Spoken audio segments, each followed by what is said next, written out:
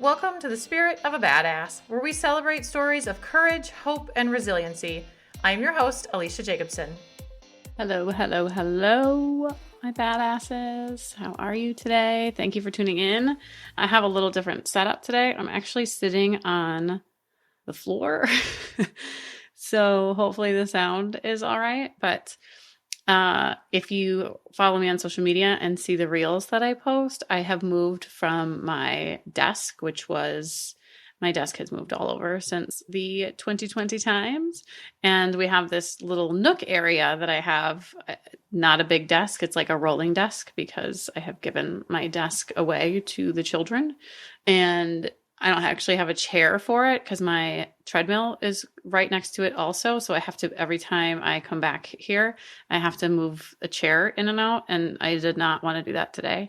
And I actually really love sitting on the floor. I have a lot of fond memories of the floor, which saying out loud sounds absolutely ridiculous, but my best friend from middle school and I used to sit in my kitchen on the floor and eat food or just talk.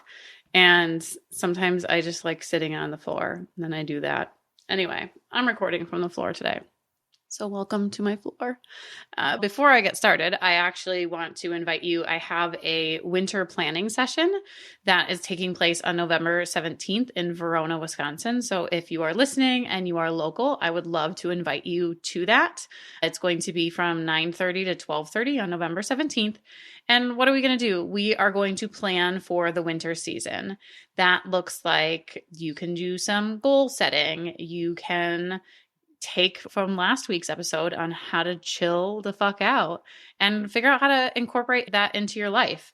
You can kind of examine your life and see, where are the spaces that are just too much, and how can you take this winter season and kind of just chill out a little bit and maybe make some space, intentional space that you can do that. And we will plan in November. We'll be planning for December, January, February. Maybe you have some family things coming up where it's like, there can be a little tension there. And we'll do some coaching while we're doing this. So there's going to be time for reflection. There's going to be time for planning. There's going to be time for coaching. It's going to be a group of women that will meet where my office is. There is a beautiful, kind of like a yoga studio gym space, and we will meet there. There will be some sort of light movement just to get the body going, a little bit of like art, crafty stuff, not for very long because the goal is like a planning session, but I also want you to be able to kind of get your zen on a little bit too. So it's going to be a very lovely time. This is the first time that I will be hosting this, and then I will have them quarterly. So we'll do a winter planning, then a spring. So when you come back then for the spring planning session, we'll reflect back the last 3 months, the winter. How did it go? Anything you want to change? Spring is all about, kind of growing things or planting and things like that. And is there anything that you're ready to start planting? And what are the seeds of that? And how do you do that? But we'll do it quarterly so that we can keep meeting. And you don't have to come. You don't have to, do every single one. But if it works for your schedule, I would absolutely love to see you. There will be a link in the show notes that you can sign up and join. I'm going to keep it small, so it's still, an intimate thing and not a big group gathering, because we all know that I don't like big group gatherings. So everything I do will probably always be small. Anyway, so you are invited to that. And if you have any questions, as always, feel free to reach out to me. But here is today's episode. So last week, I shared how I personally have been incorporating very chill moments into my life. And I was reflecting this morning on that because your girl here was supposed to run 7 miles. That did not happen. I only ran for 30 minutes. I was getting so angry. If you are a runner, it's so funny. I'm talking about chilling out. This was so irritating. I had to stop. So I could not do it on the road. So I ended up needing to do it on my treadmill at home, but I haven't used my treadmill since it was cold out. And I plugged it in, turned it on, and had to do all these uploading things. So the entire time I could not actually see how far I went. But that was fine because I have an app that will tell me how far I went. You have to hit start. I did not hit start. So I'm 30 minutes in and I realized I did not hit start. I had to do a 7-mile run today. Technically, I probably should be at 8 miles. Anyway, I'm going to have to do it probably on Thursday. I looked and the weather looks nice. So I will do it on Thursday. Anyway, so this all happened, which caused me to reflect on this kind of, I have this attitude that it's fine. It's not that big of a deal because I don't take things too seriously, but I also like to do hard things. I want to run a half marathon.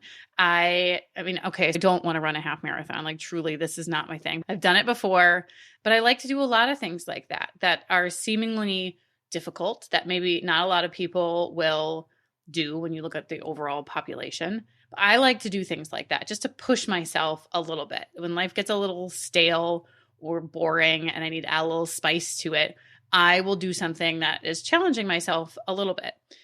However, I do it with a different kind of outlook on it because I do not take it too seriously, because I like to collect a lot of these moments. And if you take things too seriously, my perfectionists out there, sometimes it can keep you, one, from enjoying it, because I know you, and you don't always enjoy it because you overthink it, you overplan it. Now, this might be good for you. So when I say this, no judgment, no shade your way, but it's serious business. And a lot of times you might not do something because it's too daunting, because it needs to be perfect. It needs to be right. There's a certain way that it needs to be done. I do not have that gene. I was fortunate enough to grow up with a mother. Hello, Mom. Shout out to you. And she was a bit of a perfectionist and like things to be done just so, and likes a good spreadsheet, which I don't know if I've mentioned on here before, but the word spreadsheet gives me hives. I have a very loosey-goosey way of doing things, but I really think it has been helpful to kind of have adapted this way because I can collect a lot of experiences then, because I really am not married to whatever the outcome of it is. There's a purpose that I am connected to, but the outcome I am not connected to. And I think those are two very different things. The purpose is, what do I want to get out of the experience? And the outcome is sort of, if I'm running a half marathon, what is the time I want? What do I want my mile splits to be? Things like that, where I don't really care. Now, sometimes I've cared about things. Back when I used to race 5Ks, I had a goal of getting under 20 minutes. Did I get that? No, I didn't. I got like 20:07 2 times, and I never made it under 20 minutes. And then I was very serious about it. That was one where I was like, I was locked in and I really cared a great deal about that. And that's fine. That's wonderful. But in this season of my life, that's not who I am right now. So today we're just going to talk about how you can do seemingly hard things and get the reward without the stress, because you don't necessarily have to have the stress. And one of the ways with that is kind of changing your mind about the difficulty of it, because some things, people just have this expectation that is hard, that is difficult, it's just going to be hard. But what if it doesn't? Truly, what if it doesn't? And we only think it's hard because other people have told us it was hard. For instance, I had no idea. First of all, these things have to be talked about. It was not my intention to say what I'm going to say next. A colonoscopy. Okay. I had to have one last year. Every single person I talked to all said how this drink stuff tastes. It's so disgusting. It's so horrible. No, that shit wasn't. It was fine. Literally fine. Nothing. But every single person, had this big thing. Even the medical people telling you about, here's what you can do. It was not bad. Not at all. Zero. Not at all. Now, again, thanks to my mom, I had a lot of gross things growing up. So maybe that's why, but I don't think so. I think people just say it's going to be hard. Why? Why you got to scare another person? You don't have to do that. And it's just this sort of, it's just this repeated pattern that people do. And I know this shows up in all spaces in life, but when it comes to doing things that you think are maybe difficult, if you're taking in other people's opinions on it, how will you ever really know? Because a lot of times that's not. And a lot of times it's based on what is their life experience? Have they had actual difficult things in life? Because sometimes people will think like, oh, hell, that is really, really bad. But you're like, damn, I've done like 10 times worse than that. So this is nothing, so it's all perspective. So just be very wary when you're thinking about something, considering doing something, and maybe you're getting feedback from other people. And truly, it's really quite simple to change your mind. It's just repeated thinking. So if you want to do something and you're thinking, well, this is going to be hard, well, stop fucking telling yourself that.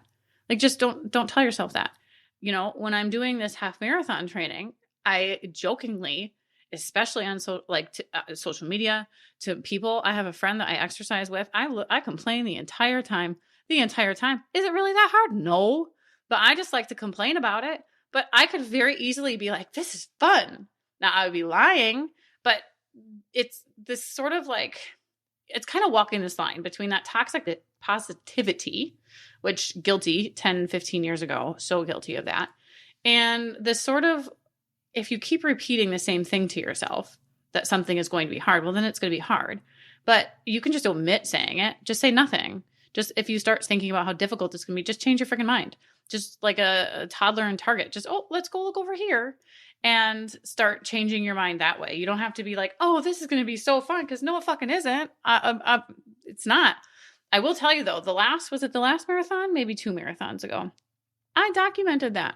I'm somehow got on marathon TikTok, so I realized that people do this all the time.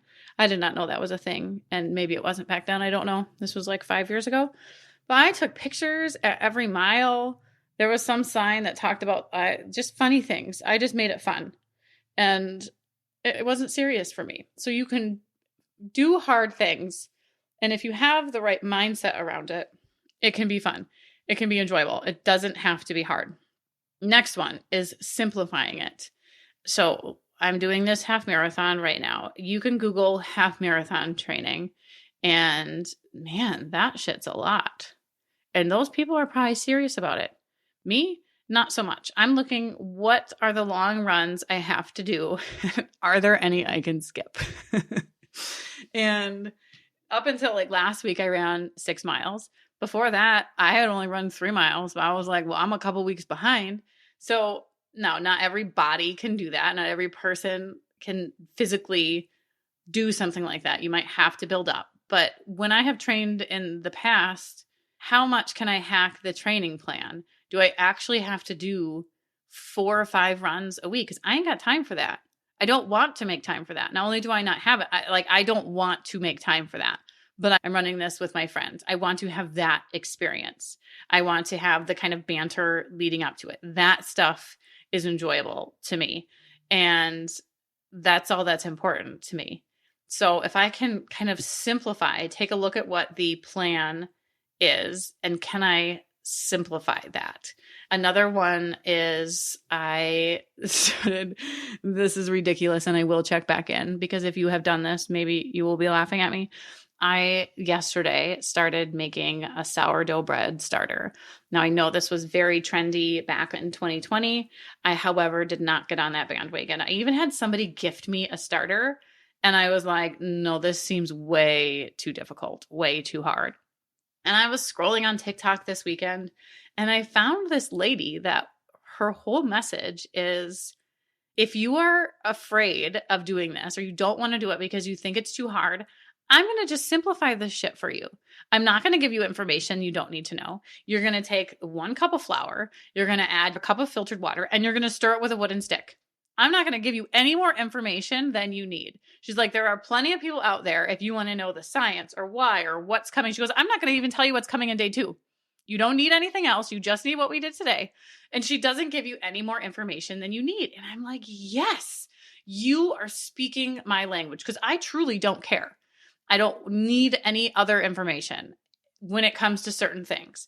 And this is one of them. She simplified it. And I'm like, this is exactly what we do. If we can simplify something that seems hard, because all of these other TikToks that I saw, and even when I messaged my friend, I called her and I was like, we need to make bread. And her husband is a chef by trade. And he's like, well, sourdough is the hardest one you can make. And very well probably is. I mean, if he says it is, I believe that it is. However, I don't care. I'm going to do it anyway because my family likes sourdough bread. I like sourdough bread. And if I can bake it, and I watched this other lady's TikToks that were very simple, I'm like, I actually think I can do this. But her message of this is simple, I'm going to cut out all of the noise you don't need. And other people's message where they just go on and on about things that maybe you don't need to know. One is simplified, one is overcomplicated. If you overcomplicate things, I don't do group text. I don't do group reply all emails. If there's more than one email going back and forth, I immediately check out. That is too complicated for me.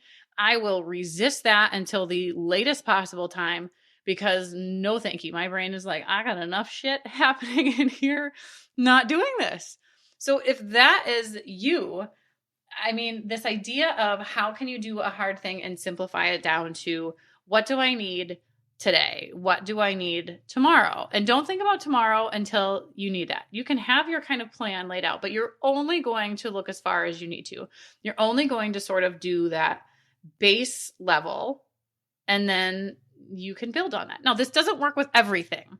Like I said, when I was doing my 5K training, certain business things or, all the things, there are some things that you absolutely have to be locked in, giving it 100%.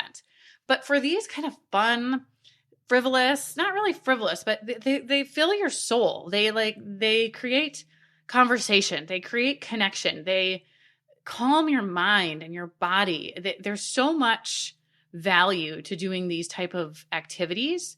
Again, not for the outcome, but for the purpose of it, from just the act of it. And if you're not doing it because you're concerned that it's going to be too difficult or, you've got that perfectionist bug in you, you kind of miss out on something. So maybe, if that's you, one of the ways you could do it is just pick something small. And how can you not overcomplicate it? How can you make it really, really simple and not care what the outcome is? And that kind of goes into the adjusting your expectations of it, because when you have that ability to be kind of flexible with it and you can adjust your expectations, it's okay. If this bread doesn't work out, it's fine. I'm out some organic flour, but it doesn't matter. If I get to the half marathon and I legit can't do it, I feel bad because I made my friend do it with me, but it doesn't really matter. So adjusting your expectations as you enter it, what does it matter? And that is where you kind of bring in, what is the purpose? Why are you doing this? What makes you want to? I think I talked about it last week, but one of my goals for 2024 was to learn how to dance. Yeah, I think I did. And it didn't happen. I publicly said I wanted to learn how to dance. I signed up for a dance class. It didn't happen. It doesn't matter because the end goal, the outcome, was not the reason why I was doing it. The reason why I was doing it is because I wanted to get out of my head. I wanted to stop thinking so much. And I have found so many other ways that I can do that. But if I was so concerned with oh my gosh, I told people I was going to do this, and now I've changed my mind and I'm not doing it. If I'm worried about what other people think, and take dancing, take whatever, starting a business, racing, or, whatever it was that you said or showed people, if your concern is what other people think, if your concern is in their perception of you, the purpose of it, the path to get to sort of that end outcome, it's not going to be as fun. So you can really let go of a lot of the expectation, the perfectionism, and you can really have the enjoyment of it if you are able to release the outcome and just enjoy it. Just be in whatever it is. And when you do that, it just doesn't matter. It's fun, it's lighter, it's enjoyable. And then you're able to kind of expand your bandwidth on it, because if you're going to do something and you have to do it right and perfect, and there's a certain way and a certain method, you only have so much energy to put into things. But if you're like, you know what, I'm going to try this and I'm just going to see. When I told my daughter I was going to start watercolor painting, she goes, that's really hard, right? That's one of the hardest kinds of painting. And my perception was I found this woman on TikTok and she's just putting water on paper and then dipping the paints in it. Now, does she have some elaborate ones that I will probably never do? Yeah. Is that what I'm looking for? Hell no. I just want to throw some water and paint on paper. But if I took what she said, that this is the hardest kind to do, then I probably wouldn't be doing it. Or if I was, I made a reel today of my artwork for the day. I don't even know if I would go as far as calling it artwork. It's sort of like mind therapy. Oh, maybe that's what the art therapy. I truly don't know what art therapy is, but I feel like maybe, I don't know. It's like art white noise for your mind. And I showed it. If I actually was like, oh my gosh, people who are actual artists and they see this, what will they think?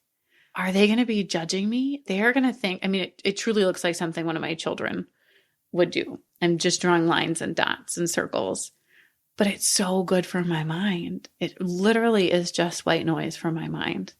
And I don't care if other people see that, and nobody's going to judge me anyway. And if they do, that's their business, not mine. At least posing the question to yourself, if you're resistant to doing something in sort of a non-perfect way, if you're resistant to starting something that is perceived as difficult, pose the question to yourself, where do others fit in? Am I concerned about what anybody else would think? Now, that's a whole other podcast episode. Maybe I've done one, I don't remember. But don't hold yourself back because you're concerned about what other people's perception of it, because the amount of things that you are missing out on because you would be worried about that. I mean, don't do that. And one of the ways that I do this is, I don't take it too seriously. How much are we doing for us? And how much are we doing to show the world that we're kind of this version of us? Probably a different episode, because that is something I really, when it was coming to my running, it was, if I didn't share this, would I still be doing it? If nobody else knew, would I still be doing it? I really like to share because I like to show other people it's possible, kind of like this. I'm not sharing my artwork on social media, so I'm like, oh, this is so grand. And it was kind of freeing that I've started doing things that have nothing to do with my work, because a lot of things for a while had everything to do with, fitness and exercise and coaching and all those things. And painting has nothing to do with coaching. Making bread has nothing to do with anything like that. It's just good for my mind. And I think allowing space for that sort of lovely, mindless, wonderful experiences that could be perceived as hard, and then figuring out how you can change your mindset around them and simplify it and adjust your expectation around what effort do you have to put in. Can you put less effort in and still have the same kind of experience within it? And maybe it's not the same experience. Maybe you get 80% of the experience, but you only put in 50% of the effort. I mean, that seems pretty good to me. Is that worth it to you? And I really think it is, because it's worth it to me. That's why I'm sharing it. I think it's worth it.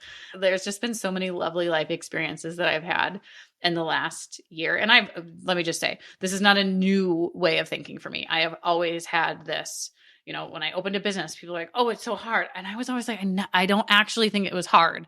It just wasn't hard for me, because I didn't make it hard, because I didn't think, oh, this is going to be hard. Never once was I like, oh, this is so hard. Now, was it easy? No, it wasn't easy. But I never had the mindset of this is hard. So many things I just don't have that mindset about, because I want to do the things. And if I put up barriers and get in my own way, or let other people, what their thoughts or perception of me get in my way, then I would never do anything. And then life is boring. And then, just over here overthinking. So anyway, go do fun things. Go make some bread. Whatever you think, whatever you have thought that you have maybe wanted to try or experience, whatever that is that you were like, that's too much, that's too hard. Take this and lay it as a filter over it. And how can you break it down or simplify it so that you can have that experience? Because it truly, it truly is not about the outcome all the time. It is absolutely not. And the sooner we can hold on to that, the more life enjoyment that you can have. And especially one of the reasons I'm leaning into this vibe right now is things can feel pretty fucking heavy.